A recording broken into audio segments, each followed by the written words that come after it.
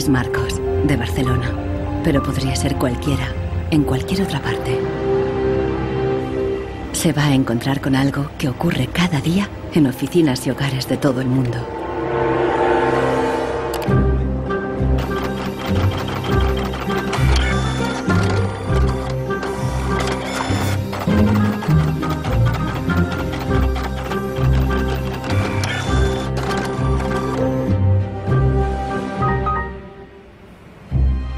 Una pieza de la impresora ha fallado y el fabricante recomienda llevarla al servicio técnico. El meu tècnic fa un diagnòstic previ, pero aquest diagnòstic ja son 15 euros més IVA. Seguramente será difícil encontrar las piezas para poder repararla.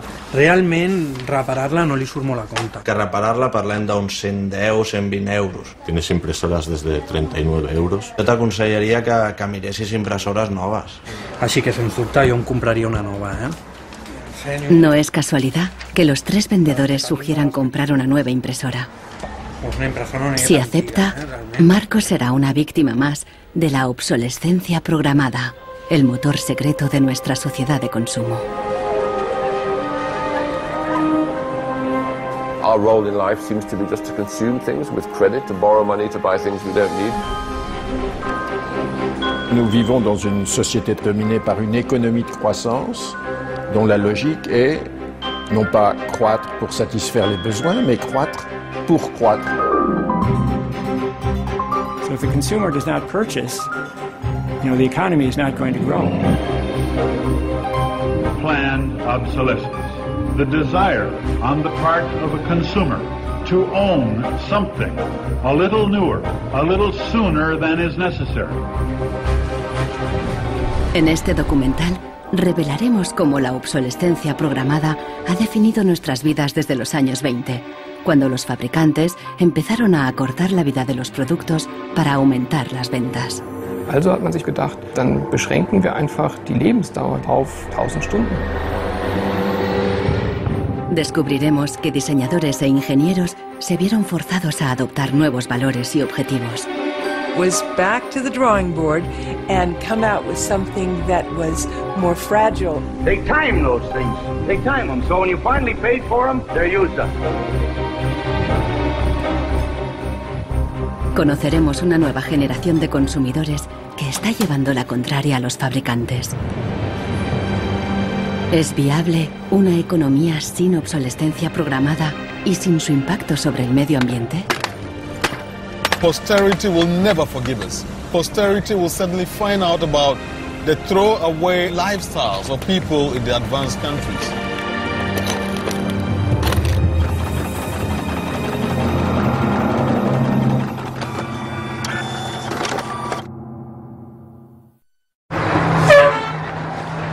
Welcome to Livermore, California, home of the longest burning light bulb in the world.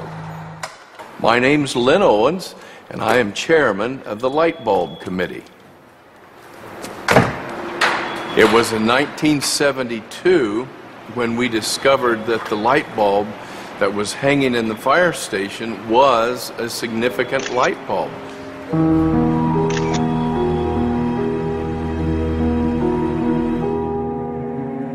La bombilla de Livermore ha estado funcionando sin interrupción desde 1901. De momento, ya se han agotado 2 webcams y la bombilla va por la tercera.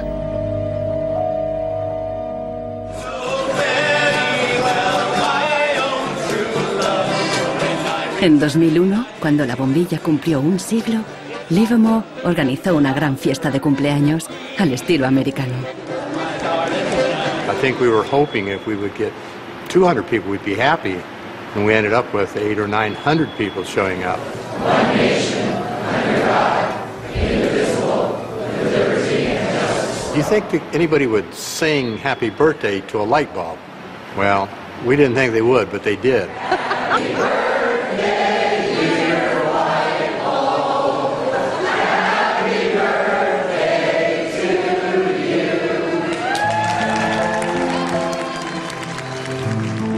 The origin of the bulb was, it was produced in a town called Shelby, Ohio, back around 1895, and put together by some very interesting ladies that I have some pictures of, and some gentlemen that invested in the company.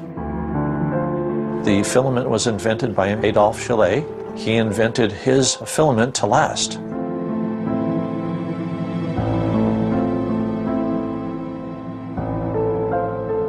Why does his filament last? I don't know. It's a secret that he made and that died with him. La fórmula para un filamento de larga duración no es el único misterio en la historia de las bombillas. Un secreto mucho mayor es cómo y por qué este humilde producto se convirtió en la primera víctima de la obsolescencia programada. Weihnachten 1924 war ein ganz besonderer Tag. In einem Hinterzimmer in Genf trafen sich einige Herren in Nadelstreifenanzügen, um einem geheimen Plan nachzugehen. Sie gründeten das erste weltweite Kartell, das sich zum Ziel setzte, die Glühbirnenproduktion der gesamten Länder zu kontrollieren und den Kuchen namens Weltmarkt unter sich aufzuteilen. Dieses Kartell hat den Namen Phoebus. Phoebus incluía a los principales fabricantes de bombillas de Europa y de Estados Unidos, e incluso de lejanas colonias en Asia y África. Das Ziel ist gewesen, Patente auszutauschen, die Produktion zu kontrollieren und vor allem aber den Verbraucher zu kontrollieren. Es ist umso besser für diese Firmen, wenn der Verbraucher regelmäßig Glühlampen kauft, und wenn die Glühlampen lange brennen, ist das ein ökonomischer Nachteil. En un principio, la meta de los fabricantes era una larga vida para sus bombillas. On October 21st, 1871, numerous experiments resulted in the production of a small unit lamp of comparatively enormous resistance. The filament being under conditions of great stability after the result. En 1881, Edison puso a la venta su primera bombilla. Duraba 1500 horas. En 1924, cuando se fundó el cártel Phoebus, se anunciaban con orgullo 2500 horas de vida útil y los fabricantes destacaban la longevidad de sus bombillas. Also hat man sich bei Phoebus gedacht, dann beschränken wir einfach die Lebensdauer dieser einzelnen Glühbirnen auf 1000 Stunden. 1925 wird ein entsprechendes Komitee gegründet, das 1000-Hour Life Committee, was sich zum Ziel setzt, auf technischer Basis die Lebensdauer der Glühlampen auf diese Brenndauer zu beschränken. Más de 80 años después, Helmut Höge, un historiador de Berlín, encuentra pruebas de las actividades del comité ocultas entre los documentos internos de los miembros del cártel.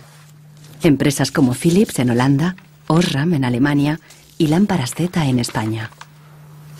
Hier haben wir ein Kartelldokument, da steht: The average life of lamps for general lighting service must not be guaranteed, published or offered for another value than 1000 hours.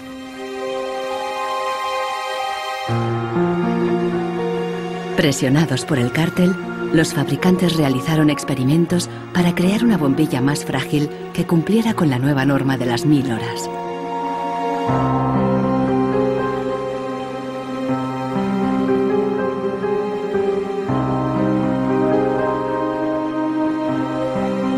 La fabricación estaba rigurosamente controlada para asegurarse de que se cumplía la norma. Eine Maßnahme bestand beispielsweise darin, einen Prüfstand zu errichten, in dem viele kleine Sockel zu finden sind, in die dann wiederum einzelne Exemplare aus verschiedenen Produktionsreihen eingeschraubt wurden, und Firmen wie Osram haben dann genauestens protokolliert, wie lange diese Lampen brannten. Phoebus creó una complicada burocracia para imponer sus reglas. Los fabricantes eran multados severamente si se desviaban de los objetivos marcados.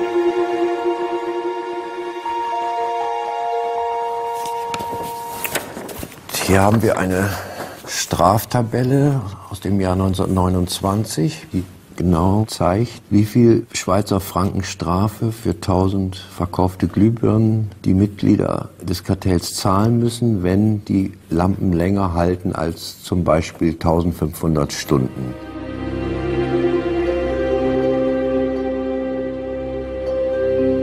A medida que la obsolescencia programada surtía efecto, la vida útil empezó a caer. En solo 2 años pasó de 2.500 horas a menos de 1.500. En los años 40, el cártel ya había conseguido su objetivo. Una bombilla estándar duraba 1.000 horas. I can see how this was very tempting in 1932.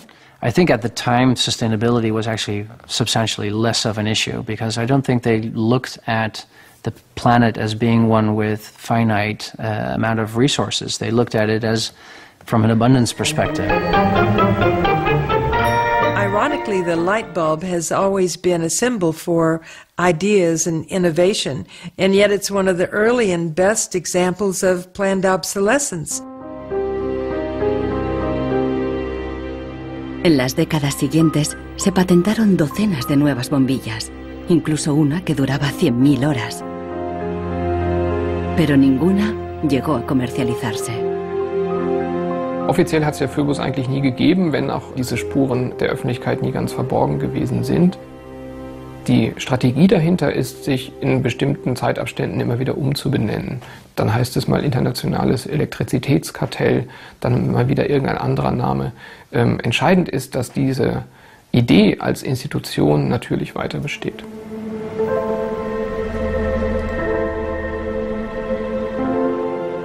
En Barcelona, Marcos ha ignorado el consejo de los vendedores de reemplazar la impresora. Está decidido a repararla y ha encontrado a alguien en Internet que ha descubierto qué le ocurre a su impresora. It's the dirty little secret of inkjet printers. I tried to print a document and it said parts inside your printer require replacement, so I decided to do a little servicing of my own. Hello, Marcos. I got your message. Marcos ha contactado con el autor del video. How are you? I looked into it, and it turns out that there's a thing in the bottom of the printer called a waste ink reservoir. And the way inkjet printers work is they constantly have to clean the print heads, and they do that by squirting ink through them down a hole in the bottom of the printer into this great big sponge. There's just a preset time when it's squirted a certain number of drops down there that then the printer decides it's full of ink and won't function anymore. Mm-hmm. The justification is they don't want to put ink all over your desk. But I think the problem goes deeper than that. It's the way the technology works. It's just designed to fail.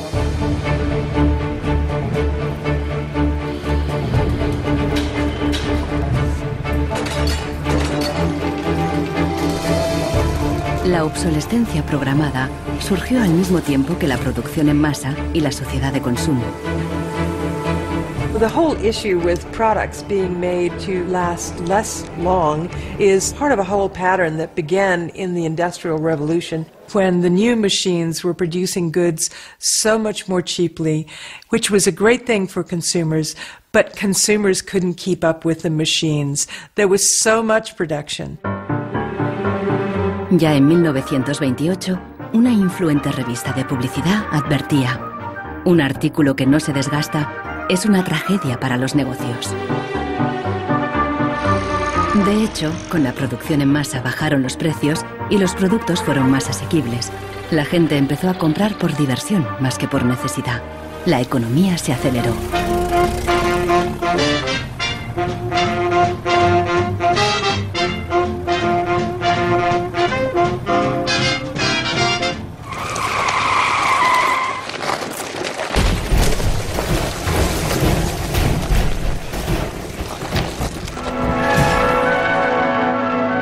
En 1929, la crisis de Wall Street frenó en seco la incipiente sociedad de consumo y llevó a los Estados Unidos a una profunda recesión económica. Unemployment reached staggering proportions. By 1933, 1/4 of our labor force was unemployed. Las colas ya no eran para comprar, sino para pedir trabajo y comida. Desde Nueva York llegó una propuesta radical para reactivar la economía. Bernard London, un prominente inversor inmobiliario, sugirió salir de la depresión haciendo obligatoria la obsolescencia programada. Era la primera vez que el concepto aparecía por escrito.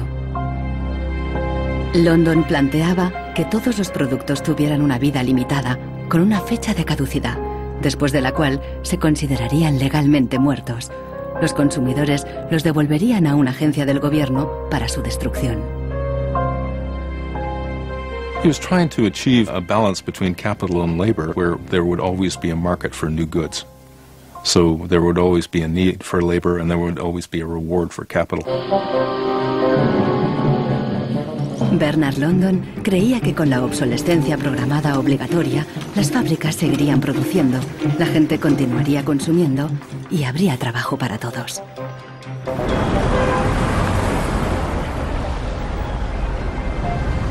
Giles Slade está en Nueva York para saber más sobre la persona que hay detrás de la idea. Se pregunta si con la obsolescencia, Bernard London pretendía maximizar los beneficios o bien ayudar a los parados. Dorothea Weitzner conoció a Bernard London en los años 30 durante una excursión familiar. Don't tell me which one he is. And let's see. Ah, isn't that interesting? Yes. Definitely intellectual looking. And you met Bernard London in 1933. When I was about 16, 17, my dad and mother had this big Cadillac car, which was the size of a Zeppelin. Mother was driving like a chauffeur. Dad was in the front, and Mr. and Mrs. London were in the back of the big limousine. Dad said that Mr. London should explain his philosophy to me. He's a very interesting man. And he just told me in a few words that that was his idea to reduce the Depression. We were in an economic mess, worse than today even. He was obsessed with this idea. Like an artist is utterly obsessed with his paintings, you know. He actually whispered to me in the car, afraid that his theory might be too radical. De hecho, la idea de Bernard London pasó inadvertida y la obsolescencia obligatoria nunca se puso en práctica.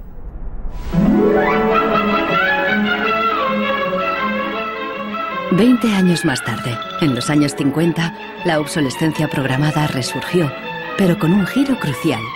Ya no se trataba de obligar al consumidor, sino de seducirle. Planned obsolescence. The desire on the part of a consumer to own something a little newer, a little better, a little sooner than is necessary.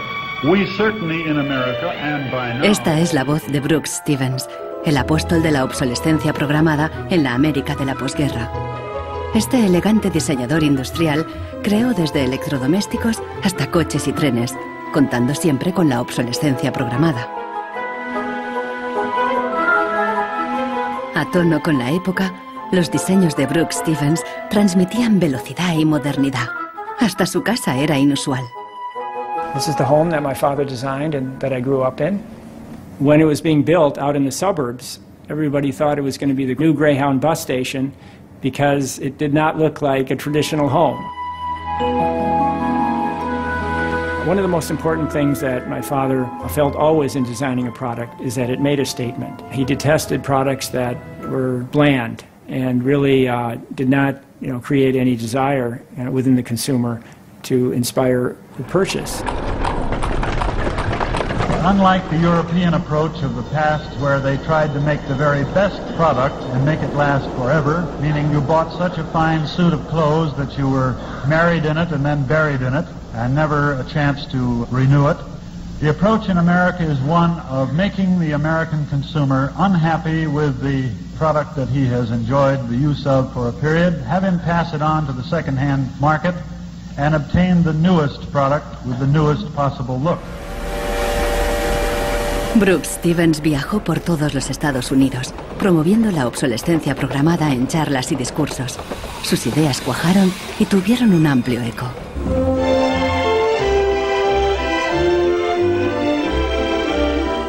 Women and men alike are increasingly interested in the look of things. They eagerly give their attention to what's new and beautiful and advanced. El diseño y el marketing seducían al consumidor para que deseara siempre el último modelo. My father never designed a product to intentionally fail or become obsolete for some functional reason in a short period of time. Planned obsolescence is absolutely at the consumer's discretion. No one is forcing the consumer to go into the store and purchase a product. They go in under their own free will. That's their choice.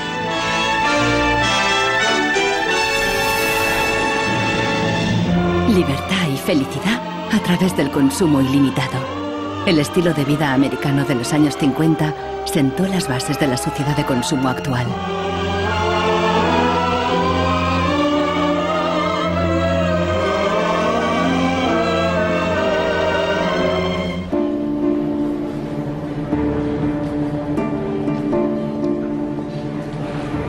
See, without planned obsolescence, these places wouldn't exist.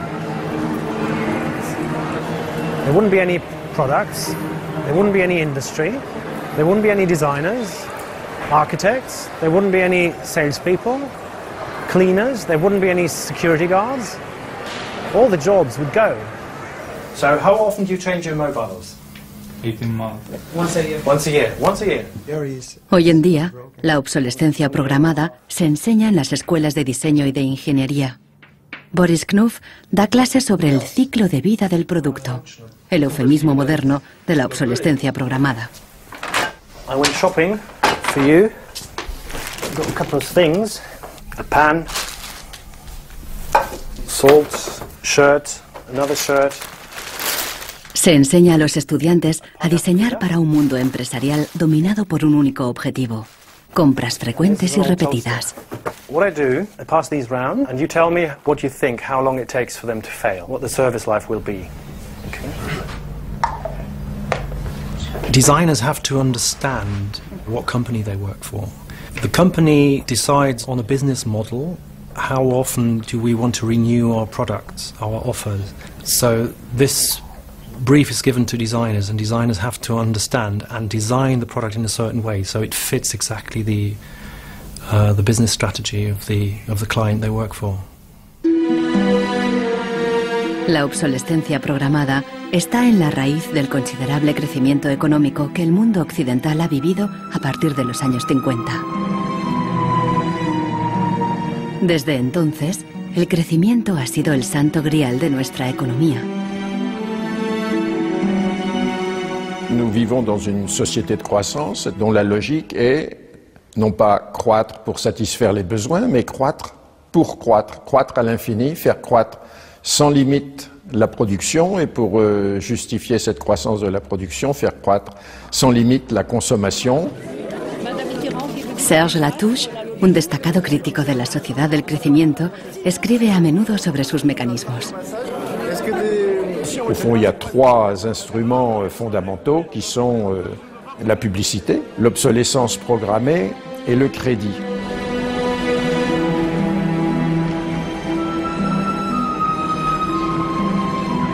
In the last generation or so, our role in life seems to be just to consume things with credit, to borrow money to buy things we don't need. That makes no real sense to me at all. Los críticos de la sociedad del crecimiento alertan de que no es sostenible a largo plazo, porque se basa en una contradicción flagrante. Celui qui croit qu'une croissance infinie est compatible avec une planète finie est soit un fou, soit un économiste. Le drame, c'est qu'au fond, nous sommes tous des économistes maintenant. Why is it that a new product is created every 3 minutes somewhere in the world? Is this necessary? I think a lot of people have realized that things need to change when they're being told by politicians to go shopping or to start consuming as the best way to restart the economy. On peut dire qu'avec la société de croissance, on est embarqué dans un bolide qui désormais manifestement n'a plus de pilote, qui va à toute allure et dont on peut prévoir le destin qui est soit de se fracasser contre un mur, soit de sombrer dans un précipice.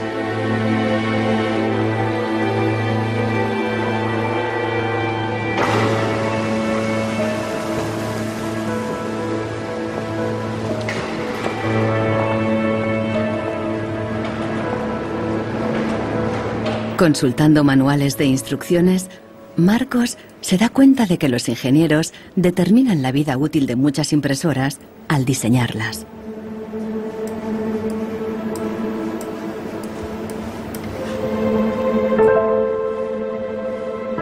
Lo consiguen colocando un chip dentro de la impresora.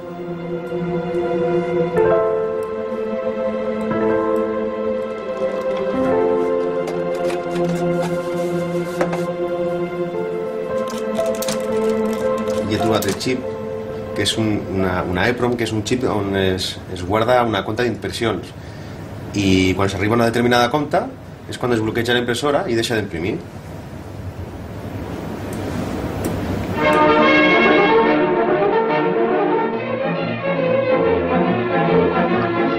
¿Qué opinan los ingenieros cuando tienen que diseñar un producto para que falle?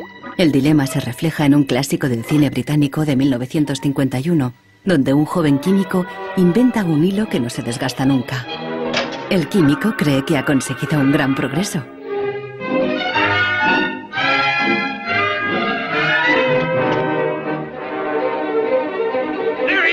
Pero no a todo el mundo le gusta el invento. Y al poco le persiguen no tan solo los dueños de la fábrica, sino también los obreros, que temen por sus empleos. Well, that's really interesting, and it reminds me of something that actually happened in the textile industry. En 1940, el gigante químico DuPont presentó una fibra sintética revolucionaria, el nylon. Para las mujeres, las medias duraderas eran un gran progreso, pero la alegría duró poco. My father worked for DuPont before and after the war in the nylon division, and he told me a story about how when nylon first came out and they were trying it out for use in stockings, the men in his division were asked to take these stockings home for their wives and girlfriends to try out. My father brought them home to my mother, and she was delighted with the first products because they were so sturdy. Los químicos de DuPont tenían motivos para estar orgullosos. Incluso los hombres admiraban la resistencia de las medias de nylon. The problem was they lasted too long. The women were very happy with the fact that they didn't get runners in them. Unfortunately, this meant that the companies producing the stockings were not going to sell very many. DuPont dio nuevas instrucciones al padre de Nichols Fox y sus colegas. For the men in his division, it was back to the drawing board to try to make the fibers weaker and come out with something that was more fragile and would run so that the stockings wouldn't last as long. Los mismos químicos que habían aplicado todo su saber para crear un nylon duradero siguieron la corriente de la época y lo hicieron más frágil. Ese hilo eterno desapareció de las fábricas, igual que en el cine. We need control of this discovery. Complete control. If you want twice the amount in that contract, we will pay it. $250,000. To suppress it. Yes. ¿Qué opinaban los químicos de DuPont de reducir la vida de un producto deliberadamente? Must have been frustrating for the engineers to have to use their skills to make an inferior product after they'd tried so hard to make a good product. But in a way, I suppose that's the outsider's view. Probably they just had a job to do. Make it strong, make it weak. That was their job. Engineers were in a really complicated ethical time. This confrontation with planned obsolescence provoked them to examine their most basic ethical concepts. There was an old school of engineers who believed that they should make a permanent, usable product that would never break. And there was a new school of engineers that were driven by the market who were clearly interested in making the most disposable product that they could. And this debate resolved itself by these new school of engineers taking over. La obsolescencia programada no solo afectó a ingenieros. La frustración de los consumidores se hizo eco en el clásico teatral de Arthur Miller, Muerte de un viajante. Como Willy Lomax, los consumidores solo podían quejarse. Once in my life, I'd like to own something outright before it's broken. I'm always in a race with the junkyard. Just finished paying for the car and it's on its last legs. The refrigerator consumes belts like a crazy maniac.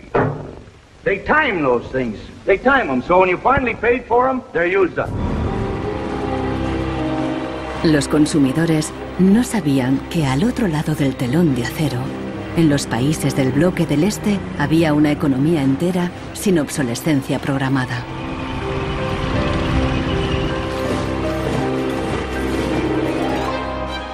La economía comunista no se basaba en el libre mercado, sino que estaba planificada por el Estado. Era poco eficiente y sufría una falta de recursos crónica. En ese sistema, la obsolescencia programada no tenía ningún sentido. En la antigua Alemania del Este, la economía comunista más eficiente, las normas estipulaban que las neveras y las lavadoras debían funcionar durante 25 años. Hier dieser DDR-Kühlschrank, den habe ich 1985 gekauft. Der ist also mindestens 24 Jahre alt. Und die Glühbirne ist ebenso alt, habe ich noch nie ausgewechselt. Die ist also auch schon fast 25 Jahre alt. En 1981, una fábrica de Berlín Este empezó a producir una bombilla de larga duración. La presentaron en una feria internacional en busca de compradores occidentales. Als die ostdeutschen Glühlampenhersteller 1981 diese Langlebensdauerglühlampen auf der Hannoveraner Messe präsentierten, meinten ihre Westkollegen, ihr wollt euch wohl alle arbeitslos machen. Woraufhin die NAVA-Leute, Ingenieure antworteten, nein, im Gegenteil, indem wir Ressourcen schonen und den Wolfram nicht verpulvern, behalten wir gerade unsere Arbeitsplätze. Los occidentales rechazaron la bombilla. En 1989 cayó el muro de Berlín. La fábrica cerró y la bombilla de larga duración dejó de producirse. Ahora solo se puede ver en exposiciones y museos.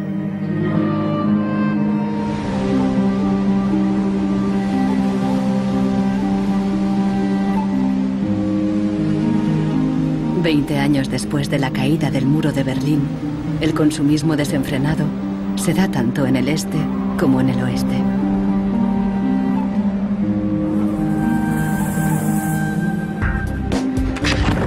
Con una diferencia. En la era de Internet, los consumidores están dispuestos a luchar contra la obsolescencia programada. The first movie we made that really broke through was a movie about the iPod. And I was completely broke, and I'd gotten this iPod. It was like $500, $400, and about 8 months later, 12 months later maybe, the battery died in it. And I called Apple to ask them to replace the battery. And their policy at the time was to tell their customers to buy a new iPod. You might as well go get a new one. Apple doesn't offer? No. Apple doesn't offer a new battery for the iPod? No. It wasn't that the battery died that was annoying, because in my Nokia cell phone, the battery dies, you buy a new battery. Even in my Apple laptop, when the battery would die, you replace the battery. But in the iPod, this expensive piece of hardware, when the battery died, you had to replace the entire unit. So it was my brother's idea to make a movie about just that. We went around with a stencil spray painting on every iPod advertisement we saw in town. iPod's unreplaceable battery lasts only 18 months. We put the video on our own little site, iPodsDirtySecret.com. In the first month, 6 weeks, it was at 5-6 million views. And the site went absolutely bananas. Una abogada de San Francisco, Elizabeth Pritzker, oyó hablar del vídeo y decidió demandar a Apple por el tema de la batería del iPod. Medio siglo después del caso del cártel, la obsolescencia programada llegaba de nuevo a los tribunales. When we brought this litigation, this was 2 years after the iPod was introduced, Apple had sold about 3 million iPods nationwide in the United States. Buena parte de esos iPods tenían problemas con la batería y sus propietarios estaban dispuestos a ir a los tribunales. Uno de ellos era Andrew Westley. we selected from amongst the consumers who had called us individuals who would serve as representatives in a class action. A class action is really a device that's fairly unique to the United States, where a small group of people stands in the shoes of a large group to bring one claim before a court. My role in that case was as class representative on behalf of thousands, maybe tens of thousands of people. The case came to be known as Wesley versus Apple. When my friends and family learned that this was a major case, they thought I was, becoming a radical. Here I am going to sue. I was the next Erin Brockovich. En diciembre de 2003, Elizabeth Pritzker presentó la querella ante el Tribunal del Condado de San Mateo, a un tiro de piedra de la sede central de Apple. We asked Apple for a number of technical documents regarding the battery life in the iPod, and we received a lot of technical data about the battery design, about the testing of the battery, and learned through that discovery that the type of the lithium battery that was contained within this iPod was designed, by design, to really only have a short period of life. I do think that Apple's development of the iPod was intended to be one of planned obsolescence. Después de meses de tensión, las dos partes llegaron a un acuerdo. Apple creó un servicio de recambio y prolongó la garantía a 2 años. Los querellantes recibieron una compensación. One thing that really bothers me personally is that Apple really promotes itself as a young, hip, forward-thinking company, and for a company like that not to have a good environmental policy that allows consumers to return products for proper recycling and disposal really is really counterintuitive and counter to their message.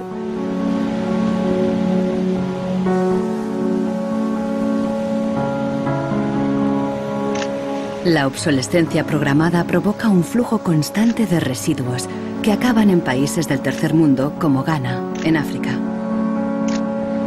It's been between 8 and 9 years now when I noticed that loads and loads of containers were coming to this country with electronic waste. We're talking about end-of-life computers, end-of-life television sets, which nobody wants in the developed countries. Un tratado internacional prohíbe enviar residuos electrónicos al tercer mundo. Pero los mercaderes usan un simple truco: declararlos productos de segunda mano.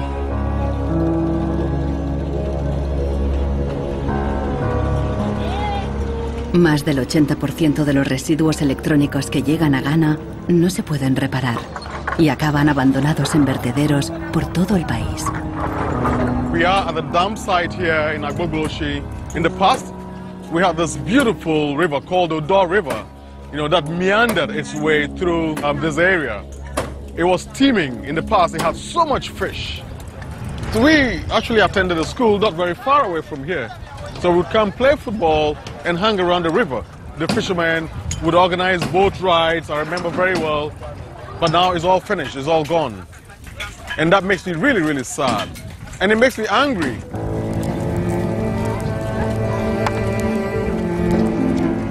Hoy en día, aquí no hay niños jugando después de clase. En su lugar, jóvenes de familias pobres vienen a buscar chatarra. Queman la funda de plástico de los cables para obtener el metal que llevan dentro.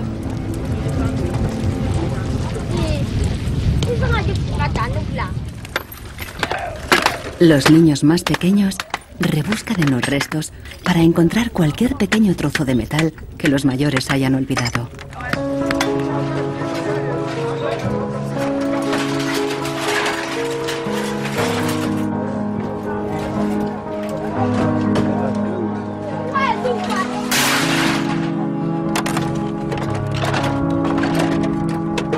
Those behind the shipment have said that, well, we're trying to bridge the digital divide between Europe, America, and then the rest of Africa and Ghana, of course. But the reality is that these computers that are sent here simply do not work. There's no point in receiving electronic waste when you cannot deal with it, more so when you did not produce it and your country is being used as the world's trash bin.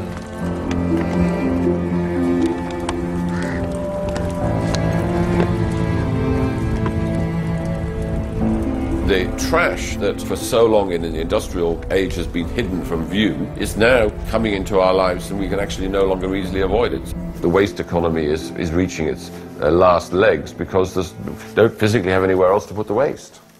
I think in the course of time we've come to realize that the planet that we're living on cannot sustain that forever. There's a limit to natural resources and there's a limit to energy resources that we have. Posterity will never forgive us. Posterity will certainly find out about the throwaway attitudes, the throwaway lifestyles of people in the advanced countries. Gente de todo el mundo ha empezado a actuar contra la obsolescencia programada. Mike Anane lucha desde el final de la cadena. Ha empezado recopilando información. This is where I keep the e-waste that have asset tags or property tags. This says Amu Center Nordwest Zeeland. It's from Denmark. This is from Germany, sent here simply to be dumped. Westminster College. Apple should know better. It's a company that claims to be so green. There's a lot of Apple products that are being dumped here. I have a database that contain the asset tags, the contact addresses, telephone numbers of the companies that owned the electronic waste that have been dumped in Ghana. Mike piensa convertir esta información en pruebas para una denuncia ante un tribunal. We need to take some action, some punitive measure. We need to sue people so they stop dumping e-waste in Ghana.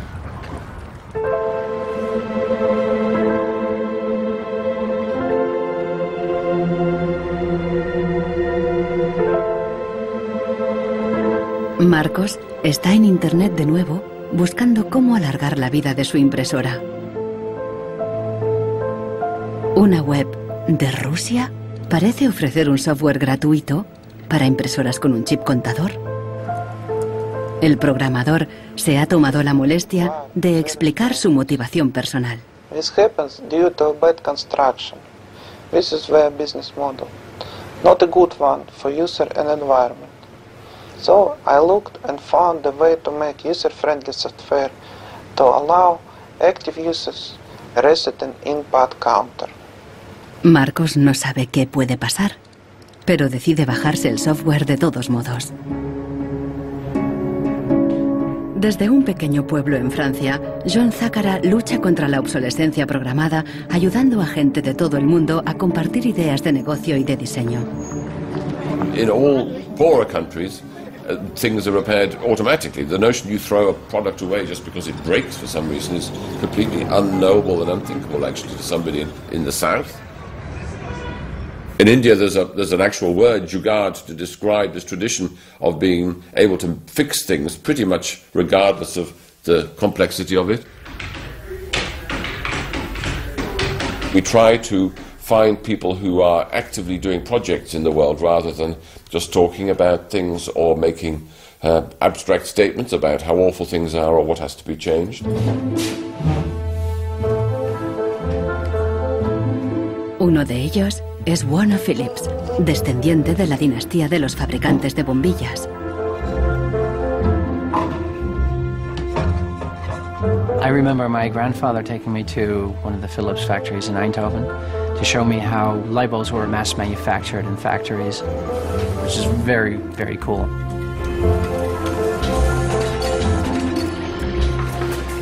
Casi un siglo después del cártel de la bombilla, Warner Phillips sigue la tradición familiar, pero con una perspectiva diferente.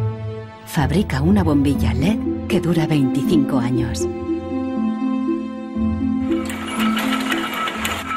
It's not like there's a green world and there is a business world. I think business and sustainability go hand in hand. It's actually the best basis to build a business on. And the only really real way to do that, I believe, is to factor in the true costs of the resources that have been used, but you also look at the energy consumption, you also look at the indirect energy consumption of transportation.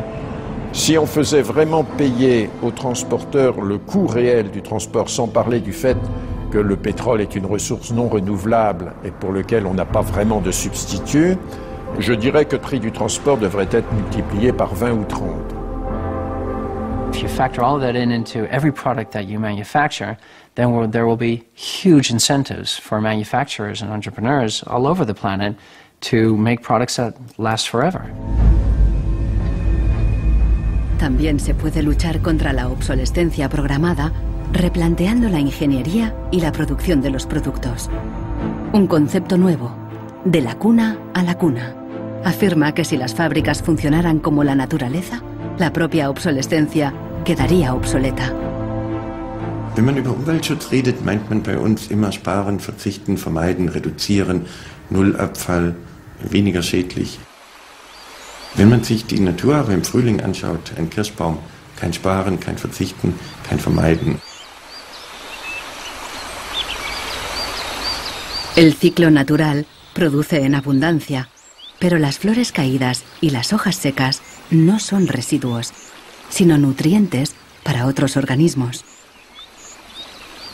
Die Natur kennt keine Abfälle, sondern sie kennt nur Nährstoffe.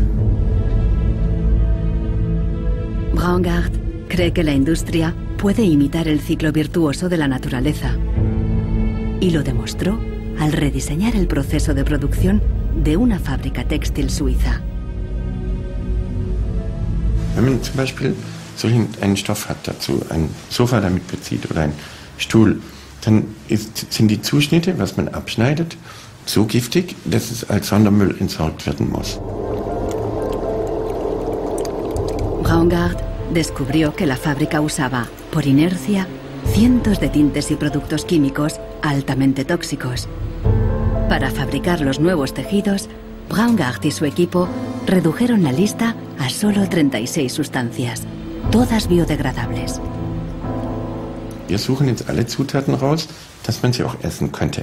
Das heißt, Sie können die klein schneiden und in Müsli packen, wenn Sie wollen. Wenn man eine Müllgesellschaft hat, ist jedes kurzlebige Produkt natürlich ein Müllproblem.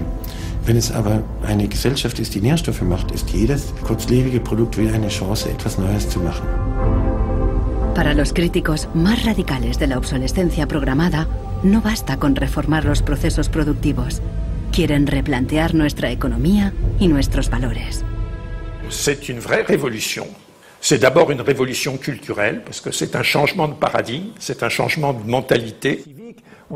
Esta revolución se llama decrecimiento.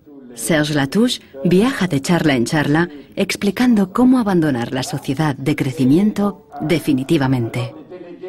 La décroissance, c'est un slogan provocateur qui a pour fonction de rompre avec le discours un peu euphorisant de la croissance possible, infinie, soutenable, et donc pour marquer la nécessité de changer de logique. L'essentiel du programme, en quelque sorte de la décroissance, tient en un mot réduire. Réduire notre empreinte écologique, réduire nos gaspillages, notre surproduction, notre surconsommation. Réduisant la consommation, en réduisant la production, mais en libérant du temps libre, on peut développer d'autres formes de richesse qui ont l'avantage d'être, de ne pas s'épuiser quand on les consomme, comme l'amitié, le savoir. We increasingly rely on objects to give us a sense of self-esteem and identity. It's partly the consequence of the breakdown of things that used to give us identity, like membership of a community or relationship to the land, or all sorts of soft and social things which have been replaced by consumerism. Si le bonheur dépendait du niveau de consommation, on devrait être dans la félicité absolue, parce que nous consommons 26 fois plus que du temps de Marx. Mais toutes les enquêtes montrent que les gens ne sont pas 20 fois plus heureux, parce que le bonheur est toujours quelque chose de subjectif, évidemment. Los críticos del decrecimiento temen que destruirá la economía y nos llevará de vuelta a la edad de piedra. Revenir à une société soutenable, c'est-à-dire une société dont l'empreinte écologique ne dépasse pas une planète, eh bien, ça n'est pas revenir à l'âge de pierre, c'est revenir, toutes choses égales d'ailleurs, pour un pays comme la France, aux années 60. Ça n'est pas vraiment l'âge de pierre. On peut dire que la société de décroissance réalise la vision de Gandhi qui disait le monde est assez grand pour satisfaire les besoins de tous, mais il sera toujours trop petit pour satisfaire l'avidité de quelques-uns.